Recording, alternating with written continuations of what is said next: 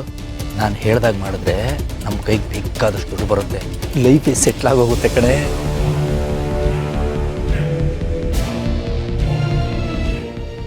ಹೇಳಿ sir. Hello, ಎಲ್ರಿ ಇದ್ದೀರಾ? ಸರ್, ಈಗ ನಿಮ್ಮ ಅಣ್ಣನ ಮನೆ ಹತ್ರನೇ ಇದ್ದೀವಿ ಸರ್, ಹೊರಗಡೆ ನಿಂತಿದ್ದೀವಿ. ಏನ್ ಡ್ರೈವ್ ಮಾಡ್ತಾ ಇದೀರಾ ಅಲ್ಲಿ? ಮಗು ಮನೆಗೆ ಬರ್ತಾ ಇದೆ, ಇನ್ 1 ನಿಮಿಷ ಅಲ್ಲಿ ಇರ್ಕೂಡ್ದು, ಓಡಿ ಅಲ್ಲಿಂದ. ಸರಿ ಆಯ್ತು, ಒಳಗಡೆ ಏನಾಗ್ತದೆ ಅಂತ ನಾನು ಕೇಳಿಸ್ಕೋಬೇಕು. ಕಾಲ್ ಕಟ್ ಮಾಡಂಗಿಲ್ಲ, ಅವನಲ್ಲಿ ಇಟ್ಕೋ, ಹೋಗಿ ಒಳಗಡೆ. ಸರಿ ಸರ್, ಆಯ್ತು, ಈಗಲೇ ಹೋಗ್ತೀವಿ.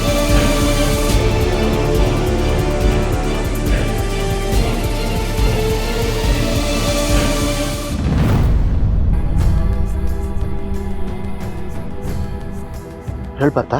ಹಲೋ ಆನಂದ್ ಬ್ರೋ, ಮಿಂಚು ಸಿಕ್ಬಿಟ್ಲು. ಅರ್ಥ ಏನೋ ಹೇಳ್ತಾ ಇದೆಯಾ? ಈಗ ಹೇಗಿದ್ದಾಳ? ಚೆನ್ನಾಗಿದ್ದಾಳ?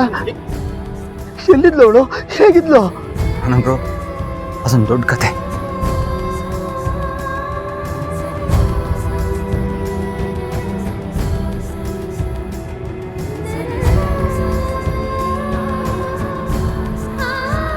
ಸತ್ಯ ಏನು ಅಪಾಯ ಆಗ್ಲಿಲ್ವಲ್ಲ?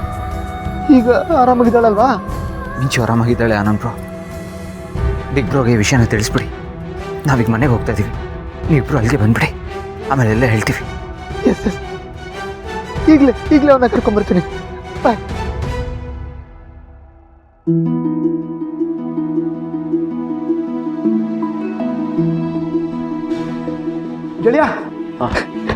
ಗೆಳೆಯ ಮಿಂಚು ಸಿಕ್ಬಿಡ್ಲಿ ಕಣ. ಸಿಕ್ಬಿಡ್ಲು ಚೋಗ್ಲು. ಹ್ಞೂ ಗೆಳೆಯ, ಈಗಷ್ಟೇ ಆತ ಫೋನ್ ಮಾಡಿದ್ದ. ಹೌದಾ? ಮಗು ಸಿಕ್ಬಿಡ್ತು. ಮಗು ಸಿಕ್ಕಲ್ಲ? ಹ್ಞೂ ಸರ್, ಮನೆ ಕರ್ಕೊಂಡು ಹೋಗಿದ್ದಾರೆ ಸರ್. ನಡಿಗೆ ಸರ್. ಒಂದು ನಿಮಿಷ ನಿಮ್ಮ ಜೊತೆ ನಾನು ಮನೆಗೆ ಬರ್ತೀನಿ. ಯಾಕೆ ಅಂದರೆ ಮನೆಗೆ ಬಂದು ಮಗು ಸೇಫ್ ಆಗಿದೆಯಾ ಅಂತ ನೋಡಿ ಕನ್ಫರ್ಮ್ ಮಾಡ್ಕೊಂಡ ಮೇಲೇ ಮುಂದಿನ ಪ್ರೊಸೀಜರ್ಸ್. ಹಾಗಾಗಿ ನಾನು ಮನೆಗೆ ಬರಲೇಬೇಕಾಗುತ್ತೆ. ಸರಿ ನಡಿಗೆ.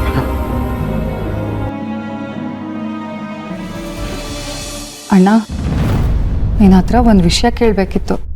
ಕೇಳಮ್ಮ. ಅದು ಮಿಂಚುನ ಹೇಗಿದ್ರು ನನಗೆ ದತ್ತು ಕೊಡಬೇಕು ಅಂತ ಒಪ್ಕೊಂಡಿದ್ರಲ್ವಾ? ಈಗ ಅವ್ರ ಅಪ್ಪ ಅಮ್ಮನೇ ಬಂದರು, ಅವ್ರ ಜೊತೆ ಯಾಕೆ ಅವಳನ್ನು ಕಳಿಸ್ಕೊಡ್ತಾ ಇಲ್ಲ?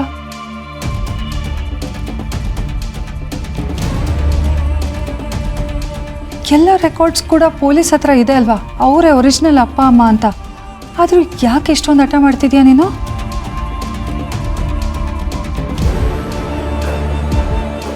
ಮಹಿ, ಈ ವಿಷಯದಲ್ಲಿ ಗೌತಮರ್ ಮಾತ್ರ ದೂರ ಬೇಡ.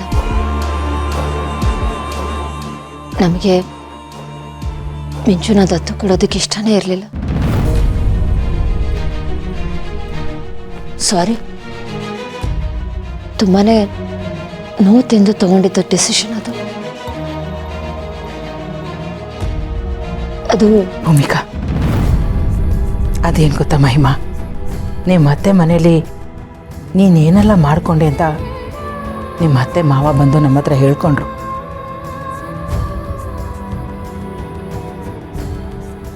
ಆದರೂ ಗೌತಮ್ ಮತ್ತು ಭೂಮಿಕಾ ಮಿಂಚುನ ದತ್ತು ಕೊಡೋದಕ್ಕೆ ರೆಡಿ ಆಗಿರಲಿಲ್ಲ. ಆದರೆ ನಿನ್ನ ಪರಿಸ್ಥಿತಿ ತಾಯಿಯಾಗಿ ನನ್ನ ಕೈಯಲ್ಲಿ ನೋಡೋಕ್ಕಾಗಲಿಲ್ಲ. ಅದಕ್ಕೆ ನಾನು ಗೌತಮ್ ಮತ್ತು ಭೂಮಿಕಾ ಹತ್ರ ರಿಕ್ವೆಸ್ಟ್ ಮಾಡಿ ಅವ್ರನ್ನ ಕನ್ವಿನ್ಸ್ ಮಾಡಿದೆ ನಿನಗೆ ಮಿಂಚುನ ದತ್ತು ಕೊಡೋದಕ್ಕೆ.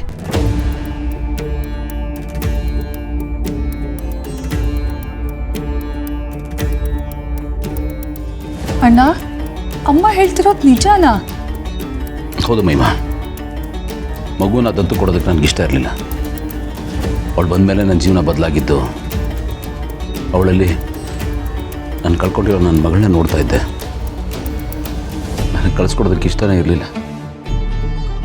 ನಿನ್ನ ಪರಿಸ್ಥಿತಿ ನೋಡಿ ಅತ್ತೆ ಮಾವ ಅಮ್ಮ ಎಲ್ಲ ಕೇಳ್ಕೊಂಡ್ರು ಅಂತ ನಾನು ಒಪ್ಕೊಂಡೆ ಅಷ್ಟೇ. ಮಾಮ್, ಯಾಕೆ ಮಾಮ್ ಹೀಗೆ ಮಾಡಿಬಿಟ್ರಿ? ನೀವೆಲ್ಲ ಖುಷಿಯಿಂದ ಮಿಂಚುನ ನನ್ನ ಜೊತೆ ಕಳಿಸ್ಕೊಡ್ತಿದ್ದೀರಾ ಅಂತ ಅಂದ್ಕೊಂಡಿದ್ದೆ. ಆದರೆ ನನ್ನ ಮೇಲಿರೋ ಸಿಂಪತಿಗೋಸ್ಕರ ನೀವು ಇದನ್ನೆಲ್ಲ ಒಪ್ಕೊಂಡಿದ್ದ?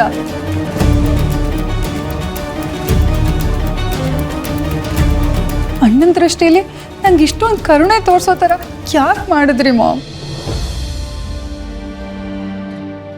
ಮಹಿ, ಇಲ್ಲ ಅದಕ್ಕೆ ನಾನು ಮಾತಾಡೋದಕ್ಕೆ ಬಿಡಿ. ನನಗೆ ಮಗು ಬೇಕು ಸರಿ, ಹಾಗಂತ ಯಾರ್ದೋ ಮನ್ಸು ಮುರಿದು ನನಗೆ ಮಗು ಸಿಗೋದು ಬೇಡ ಅಲ್ವಾ?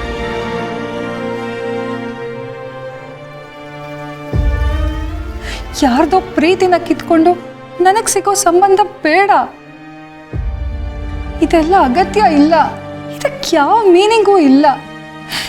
ಯಾಕೆ ಹೀಗೆ ಮಾಡಿದ್ರಿ ಮಾಮ್? ನೋ ಮಾಮ್, ಇದು ಸರಿ ಅಲ್ಲ. ಅತ್ತೆ ಮಾವನ ಹತ್ರ ನಾನು ಮಾತಾಡ್ತೀನಿ. ಇನ್ಮೇಲಾದರೂ ಅಣ್ಣ ನೆಮ್ಮದಿಯಾಗಿರೋದಕ್ಕೆ ಬಿಟ್ಬಿಡಿ.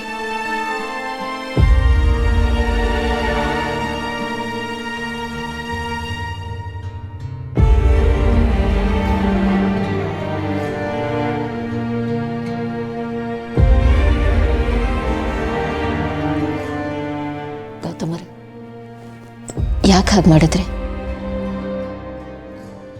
ಮಿಂಚು ನಮ್ಮ ಮಗಳು ಅಲ್ಲ ಅಂತ ಗೊತ್ತಿದ್ದು ನೀವೇ DNA ಟೆಸ್ಟ್ ಮಾಡಿಸೋಣ ಅಂತ ಯಾಕೆ ಹೇಳಿದ್ರಿ? ಏನು ಮಾಡಬೇಕು ಅಂತ ನನಗೂ ಗೊತ್ತಿಲ್ಲ ಭೂಮಿಕಾ. ಮಿಂಚುನ ಕಳಿಸ್ಕೊಡಕ್ಕೆ ನನಗೆ ಇಷ್ಟ ಇಲ್ಲ. ಅವಳನ್ನ ಹೇಗಾದರೂ ಮಾಡಿ ಉಳಿಸ್ಕೋಬೇಕು ಅಂತ ಅನ್ನಿಸ್ತು, ಅದಕ್ಕೆ ಹಾಗೆ ಮಾಡಿದೆ.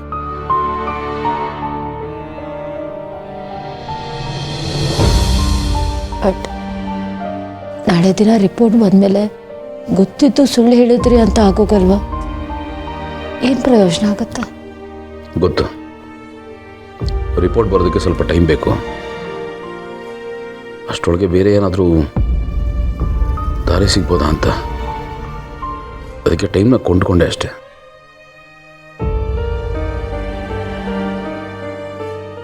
ಹೇಗಾದರೂ ಮಾಡಿ ಮಿಂಚುನ ಉಳಿಸ್ಕೋಬೇಕು ಅಂತ ಆಸೆ ಭೂಮಿಕಾ.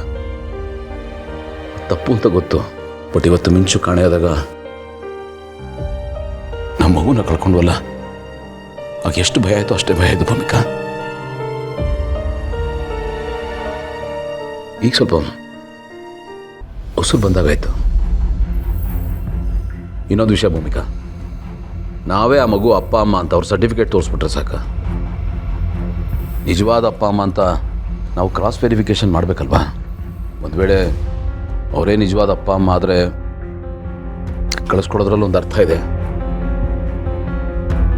ಆ ಥರದಲ್ಲಿ ಇನ್ಯಾರ್ದೋ ಕೈಗೆ ಮಗುನ ಕೊಟ್ಟು ಆಮೇಲೆ ಪಶ್ಚಾತ್ತಾಪ ಪಡೋ ಥರ ಆಗಬಾರ್ದು ಅಂತ ನಾನು ಹೀಗೆ ಮಾಡಿದೆ. ಹೇಳಿ, ನಾನು ಮಾಡಿದ್ದಪ್ಪ? ನೀವು ಮಾಡಿದ್ದು ಸರಿನೇ ಗೌತಮರು. ಒಂದು ತಂದೆಯಾಗಿ ಯೋಚನೆ ಮಾಡಿದ್ದೀರ, ಅದಕ್ಕಿಂತ ಹೆಚ್ಚಾಗಿ ಮಿಂಚು ಸೇಫ್ಟಿ ಬಗ್ಗೆ ಯೋಚನೆ ಮಾಡಿದ್ದೀರ. ನೀವು ಮಾಡಿದ್ದು ಸರಿಯಾಗಿ ಆಯ್ತು. ನಾನು ನಿಮ್ಮ ಜೊತೆ ಇದ್ದೇನೆ.